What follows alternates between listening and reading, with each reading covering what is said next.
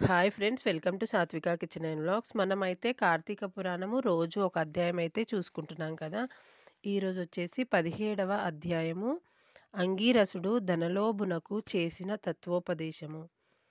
ఇది 17వ అధ్యాయం ఏంటంటే 16వ అధ్యాయానికి రిలేటెడ్గా ఉంటుంది. ఇది మొత్తం స్టోరీ వింటేనే ఈ 17వ అధ్యాయం అనేది మనకు అర్థమవుతుంది. కార్తీక మాసంలో మనము ఏ పని చేసినా చేయకపోయినా కనీసం ఉదయాన్నే మనం స్నానం చేసి దీపారాధన చేసుకున్నా, లేదంటే కార్తీక పురాణం విన్నా చాలా అంటే చాలా మంచిది. మనం చేసిన పాపాలు తెలిసి తెలియక ఏదైనా పొరపాట్లు చేసినా వాటన్నిటిని తొలగిపోతాయి. వాటి గురించి అయితే మనకు కార్తీక పురాణంలో చాలా చక్కగా వివరించడం అయితే జరుగుతుంది. ఇప్పుడైతే 17వ అధ్యాయం చూసుకుందాము.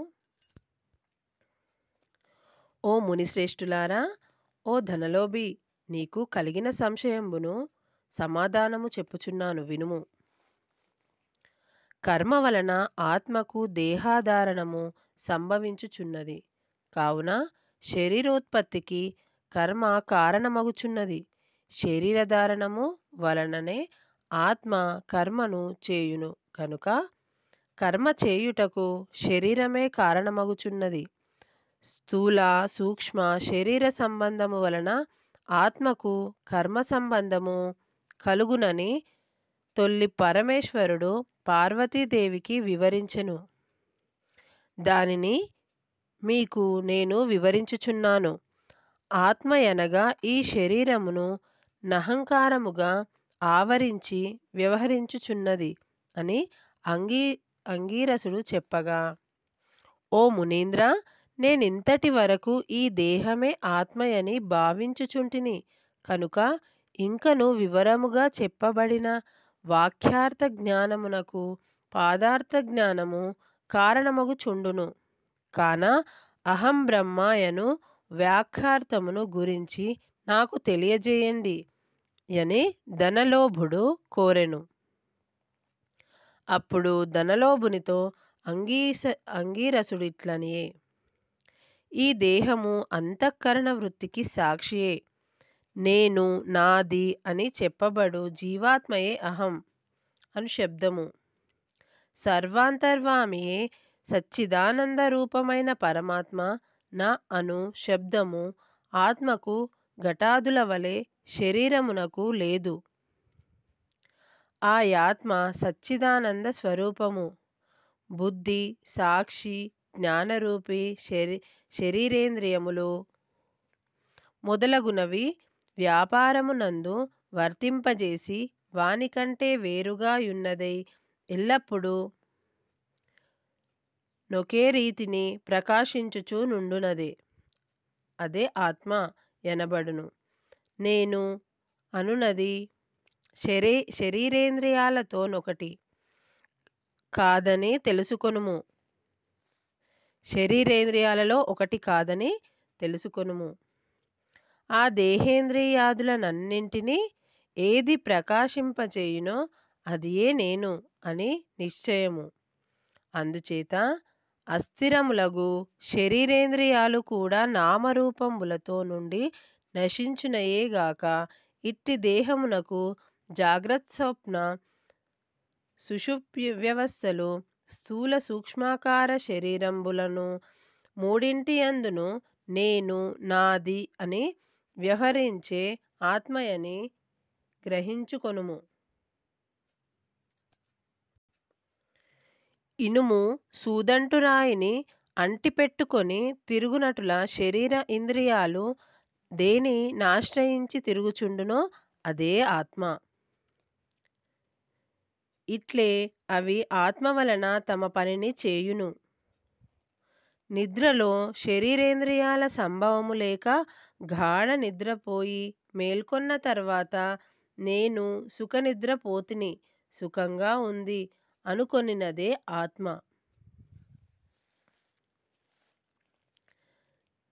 దీపము గాజుబుడ్డిలో ఉండి ఆ గాజును ప్రకాశింపునట్లే ఆత్మ కూడా దేహేంద్రియాలను ప్రకాశింపచేయుచున్నది. ఆత్మ పరమాత్మ స్వరూపమగుట వలన దానికి దారాపుత్రాదులు ఇష్టమగుచున్నారు. అట్టి విశేష ప్రేమాస్పదమగు వస్తువేదో అదియే పరమాత్మయని గ్రహింపుము. తత్వమసి మొదలైన వాక్యములందరి త్వం అను పదములకు కించిత్ జ్ఞాత్వాది విశిష్టమందు జీవాత్మయని అర్థం. తత్ అను పదమునకు సర్వజ్ఞ దిగుణత్వ విశిష్టమైన సచ్చిదానంద స్వరూపమని అర్థము. తత్వమసి అనేది జీవాత్మ పరమాత్మలకే కత్వమును బోధించును. ఈ రీతుగా సర్వజ్ఞత్వాది ధర్మములను వదిలివేయగా సచ్చిదానంద రూపమొకటియే నిలుచును. అదియే ఆత్మ. దేహలక్షణము ఉండుట, జన్మించుట, పెరుగుట, క్షీణించుట, చచ్చుట మొదలగు 6 భాగములు శరీరానికే కాని ఆత్మకు లేవు. జ్ఞానానంద స్వరూపమే పూర్ణత్వము గలది. వేదములలో దేనికి సర్వజ్ఞత్వము, ఉపదేశము, సంపూర్ణత్వమని నిరూపించబడి ఉన్నదో అదియే ఆత్మ. ఒక కుండను చూసి అది మట్టితో చేసినదేయని ఏ విధముగా గ్రహింతుమో అటులనే ఒక దేహాంతర్యామియగు జీవాత్మ పరమాత్మయని తెలుసుకొనుము. జీవులచే కర్మఫలమనుభవించేసేవాడు పరమేశ్వరుడనియు జీవుల కర్మఫలమనుభవింతురనియు తెలుసుకొనుము. అందువలన మానవుడు గుణసంపత్తు కలవాడై గురుశుశ్రూష నొనర్చి సంసార సంబంధములగు ఆశలన్నీ విడిచి విముక్తి నొందవలయును. మంచి పనులు తలచిన చిత్తశుద్ధియు దాని వలన భక్తి, జ్ఞాన, వైరాగ్యములు కలిగి ముక్తి పొందురు. అందువలన సత్కర్మానుష్ఠానము చేయవలయును. మంచి పనులు చేసినా కాని ముక్తి లభించును అని అంగీరసుడు చెప్పగా ధనలోభుడు నమస్కరించి ఇట్లనెను. సప్తదశాధ్యాయము 17 రోజు పారాయణం సమాప్తం. ఈ స్టోరీలో అయితే మనకు ఆత్మ గురించి, పరమాత్మ గురించి చక్కగా వివరించటం అయితే జరిగింది. మామూలుగా అయితే మనకి ఈ విషయాలన్నీ సరిగ్గా తెలియవు. ఈ కార్తీక పురాణం చదవటం వల్ల వీటన్నింటినీ మనం గ్రహించగలుగుతాము. వీడియో నచ్చినట్టయితే తప్పకుండా సబ్స్క్రైబ్ చేసుకోండి. Thanks for watching.